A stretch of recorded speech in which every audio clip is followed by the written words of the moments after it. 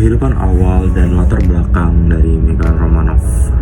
Jadi Mikhail Romanov ini lahir pada tanggal 12 Juli tahun 1596 di Moskow, Rusia.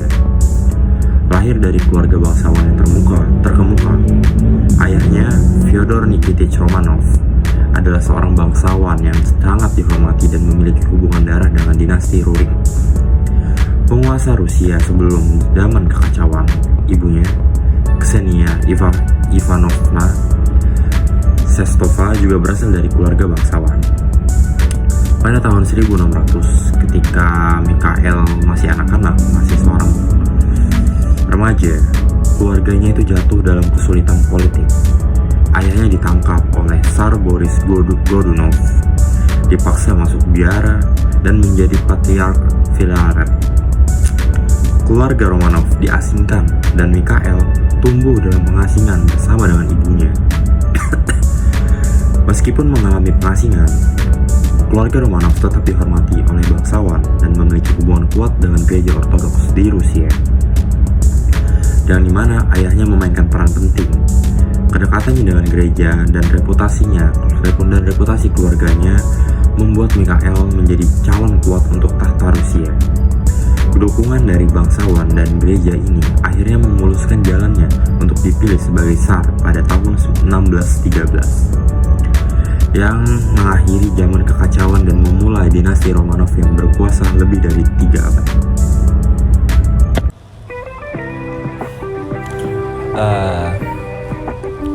Lalu kita masuk ke bagian zaman kekacauan, Time of Troubles di Rusia. Zaman kekacauan ini berlangsung pada tahun 1598 sampai dengan 1613. Periode ini penuh dengan krisis sejak kematian dari Tsar Fyodor I, penguasa terakhir dari dinasti Rurik di Rusia. Dengan tiadanya pewaris tahta yang sah, Boris Godunov diangkat menjadi tsar pada saat itu. Tetapi pemerintahannya terganggu oleh kelaparan dan ketidakpuasan oleh rakyat. Krisis ini memicu munculnya pewaris palsu tahta kerajaan, termasuk dari Fals Dimitri I yang didukung oleh Polandia pada saat itu, serta serangkaian penguasa-penguasa yang tidak sah yang memicu kekacauan lebih lanjut. Polandia dan Swedia ikut campur dalam konflik ini, memperburuk situasi dan menduduki Rusia atau Moskow pada tahun 1609. Kelaparan besar dan penderitaan sosial menambah parah krisis. Zaman kekacauan berakhir pada tahun 1613 ketika Mikhail Romanov dipilih menjadi tsar oleh Sobor Zemsky. Ia mampu memulihkan stabilitas dan mengakhiri krisis politik serta intervensi asing di Rusia. Terima kasih. Kita lanjut bagian selanjutnya. Bye-bye. Baik, selanjutnya akan masuk ke pembahasan tentang pemilihan Mikhail Romanov sebagai Tsar dan awal kekuasaannya. Pada tahun 1613, Rusia dalam krisis mendalam setelah lebih dari 1 dekade mengalami kekacauan politik, sosial, dan militer yang juga dikenal sebagai zaman kekacauan. Setelah kematian Tsar Fyodor I dan serangkaian perebutan kekuasaan, Rusia berada di ambang kehancuran akibat invasi asing oleh Polandia dan Lituania, dan juga terdapat konflik internal. Dalam situasi ini, bangsawan dan klerus Rusia mengadakan Sobor Zemsky atau majelis besar yang terdiri dari bangsawan, klerus, dan rakyat untuk mencari solusi bagi krisis kepemimpinan dan memilih Tsar yang baru. Proses pertama yaitu proses pemilihan Mikhail Romanov. Mikhail Romanov dipilih oleh Sobor Zemsky pada 21 Februari 1613 sebagai Tsar Rusia. Pemilihannya dianggap sebagai kompromi terbaik di tengah faksi-faksi bangsawan yang saling bersaing.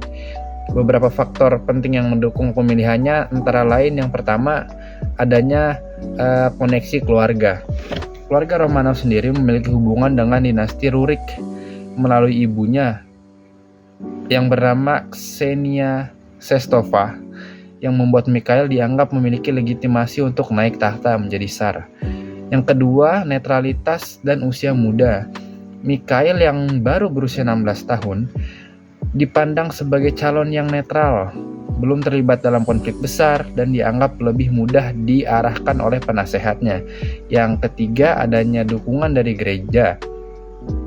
Ayah Mikhail Fyodor sendiri, Fyodor Nikitich Romanov, atau biasa dipanggil Patriark Filaret, adalah tokoh penting dalam gereja Ortodoks Rusia yang memberikan dukungan besar kepada Mikhail. Ini sangat penting untuk memulihkan stabilitas di Rusia, karena gereja memiliki pengaruh besar dalam legitimasi politik. Proses yang kedua, awal pemerintahan Mikhail Romanov. Pada awal kekuasaannya, Mikhail menghadapi tantangan besar untuk memulihkan tatanan politik dan sosial yang setelah bertahun-tahun mengalami kekacauan. Beberapa langkah penting di awal pemerintahannya adalah: yang pertama, rekonsiliasi dan stabilitas. Mikhail Romanov berusaha mengonsolidasi kekuasaan dengan mengadakan rekonsiliasi antara bangsawan dan faksi-faksi yang bertikai, serta mengakhiri perang dengan Polandia pada tahun 1618. Yang kedua, peran Patriark Filaret. Mikhail memerintah dengan bantuan ayahnya, si Patriark Filaret, yang menjadi salah satu tokoh berpengaruh dalam pemerintahan. Filaret memainkan peran penting dalam kebijakan luar negeri dan administrasi negara, membantu memulihkan stabilitas dan membangun kembali institusi negara yang runtuh. Yang ketiga, dampak pemerintahan awal Mikhail Romanov. Meskipun usianya masih muda dan kurang berpengalaman, Mikhail berhasil memulai proses pemulihan pada Rusia. Dinasti Romanov yang didirikannya terus memerintah Rusia selama lebih dari 300 tahun, hingga revolusi Rusia pada tahun 1917. Kepemimpinan awal Mikhail menandai berakhirnya zaman kekacauan dan awal era stabilitas yang perlahan pulih di Rusia. Pemilihannya sebagai Tsar juga dianggap sebagai solusi terbaik untuk mengatasi krisis kepemimpinan dan memulai era baru dalam sejarah Rusia. Bagian selanjutnya tentang peran Patriark Filaret dan pemerintahan bersama Patriark Filaret akan dijelaskan oleh teman saya. Sekarang kita masuk ke poin peran Patriark Filaret dalam masa pemerintahan Mikhail Romanov. Jadi Filaret ini, atau yang nama aslinya adalah Fyodor Nikitich Romanov, merupakan ayah dari Mikhail Romanov, dan ia membawa peran yang sangat penting pada masa pemerintahannya Mikhail Romanov. Nah, sebelum Filaret ini dinobatkan sebagai seorang patriark, ia sempat ditahan oleh Polandia pada zaman kekacauan. Nah, setelah ia dibebaskan, ia kembali ke Rusia dan barulah dinobatkan sebagai seorang patriark. Lebih tepatnya Patriark Moskow dan seluruh Rusia. Kebetulan patriark ini merupakan posisi tertinggi yang ada pada gereja Ortodoks Rusia di saat itu. Nah, walaupun Mikhail ini secara sah memiliki otoritas tertinggi sebagai seorang tsar, Filaret ini secara de facto berfungsi sebagai penguasa bersama atau kosar. Nah, yang artinya secara tidak langsung peran Filaret dalam pemerintahan ini juga tidak kalah penting dibanding Mikhail Romanov. Nah, karena pada masa pemerintahannya Mikhail Romanov ini masih terhitung muda dan kurang berpengalaman, mayoritas keputusan dan kebijakan yang diambil dalam urusan dalam negeri itu di take over oleh Filaret. Nah, Filaret ini menjadi penasihat utama dalam pengambilan kebijakan, baik itu kebijakan ekonomi, militer, maupun pemerintahannya. Nggak cuma di urusan dalam negeri doang, Filaret ini juga memiliki peran yang sangat aktif di luar negeri. Nah, Filaret ini sempat sempat melakukan negosiasi bersama Polandia yang menghasilkan perjanjian Deulino pada tahun 1618, yang mana perjanjian ini berhasil menyelesaikan konflik antara Rusia dan Polandia-Lituania. Nah, karena Filaret ini kekuasaannya lebih terkesan dominan daripada Mikhail Romanov. Mikhail Romanov dalam pemerintahan Rusia pada saat itu jatuhnya lebih terkesan sebagai bentuk simbolis negara saja. Dan tidak hanya itu, Filaret ini juga membawa kestabilan antara kekuasaan politik dan otoritas gereja Ortodoks Rusia. Mengapa demikian?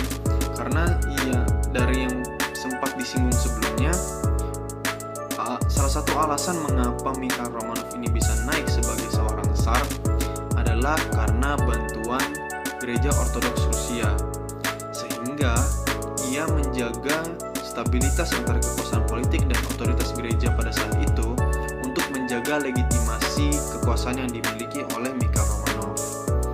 Nah, pemerintahan bersama yang dilakukan oleh Mikhail Romanov dan Filaret ini bukan hanya hubungan antara ayah dan anak saja, tetapi Filaret ini berhasil membawa Rusia keluar dari zaman kekacauan, di mana ia berhasil memulihkan dan memperkuat kondisi negara Rusia setelah bertahun-tahun jatuh dalam kondisi kekacauan.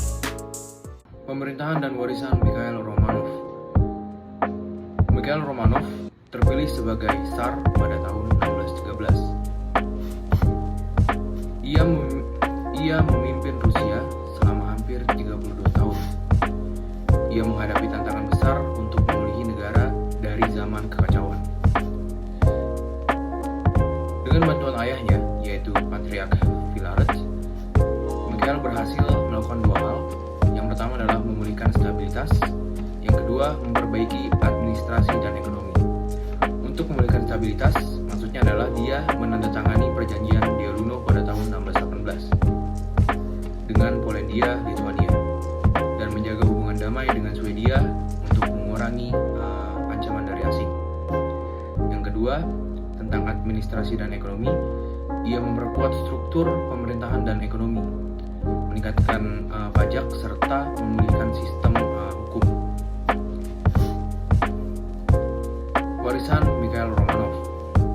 Yang pertama adalah dinasti Romanov itu sendiri. Jadi Mikhail adalah pendiri dinasti Romanov yang memerintah Rusia hingga tahun 1917, mengakhiri zaman kekacauan dan membuka jalan bagi stabilitas politik di Rusia. Kedua, pemulihan nasional.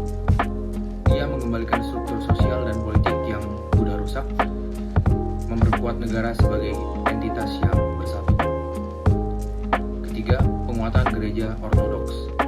Kerjasama dengan gereja Ortodoks, Rusia memperkuat legitimasi monarki dan stabilitas sosial. Yang terakhir adalah awal pembentukan kekaisaran Rusia. Mikhail meletakkan dasar untuk ekspansi teritorial yang akan dilanjutkan oleh para penggantinya, terutama di bawah Peter yang Agung. Terima kasih. Kita masuk di kesimpulan dari kepemimpinan Mikhail Romanov. Ya, Mikhail Romanov ini adalah tsar pertama dari dinasti Romanov yang memerintah Rusia dari tahun 1613 sampai 1645. Kepemimpinannya ini ditandai oleh upaya untuk memulihkan Rusia setelah periode Time of Troubles yang diwarnai oleh kekacauan politik dan ekonomi. Hal-hal yang dilakukan oleh Mikhail Romanov, yang pertama adalah pemulihan kestabilan. Mikhail berhasil mengembalikan stabilitas politik dan ekonomi Rusia setelah periode kekacauan yang panjang. Yang kedua, penguatan kekuasaan tsar. Mikhail memperkuat kekuasaan tsar dan mengurangi pengaruh dari para bangsawannya. Yang ketiga, reformasi administrasi. Mikhail melakukan reformasi administrasi untuk meningkatkan efisiensi pemerintahan. Yang keempat, hubungan diplomatik.